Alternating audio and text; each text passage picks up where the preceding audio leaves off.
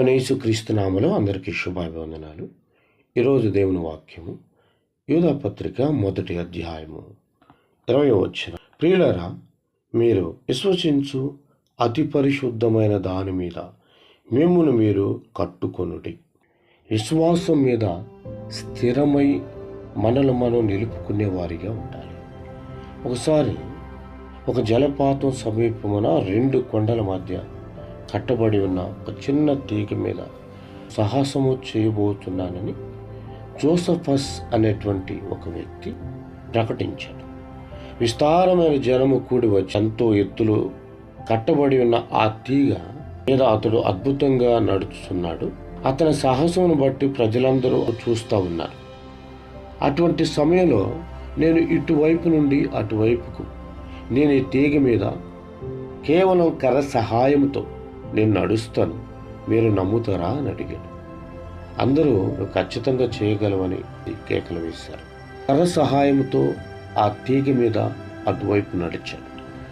మరలా అక్కడి నుండి నేను ఇటువైపు తిరిగి అదేవిధంగా ఏ ఆధారం లేకుండా ఈ తీగ మీద కర్ర సహాయంతో నేను నడిచి వస్తాను, మీరు నమ్ముతారా అని చెప్పినప్పుడు, ఖచ్చితంగా ఇటు నుండి అటు నడిచి వెళ్ళినటువంటి నీవు అటు నుండి కూడా ఇటు ఖచ్చితంగా నడిచి రాగలవు, నీకు ఆ సత్తా ఉంది, నేను మేము నమ్ముతున్నాం.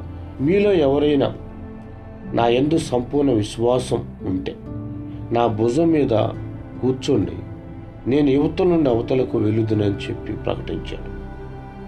ప్రజలకు ధైర్యం చాలలేదు. అటువంటి సమయంలో తన కుమారుడు వచ్చి తన తండ్రి భుజాల మీద ఎక్కి కూర్చున్నాడు.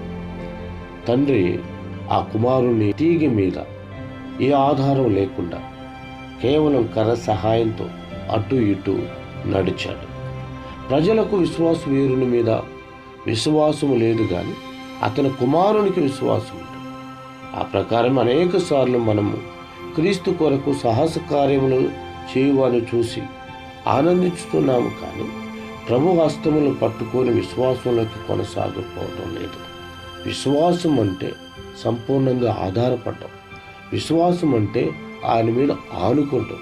మనం ఏదైతే నమ్ముతామో దాని మీద మనం కట్టుకునే వారిగా ఉండాలి.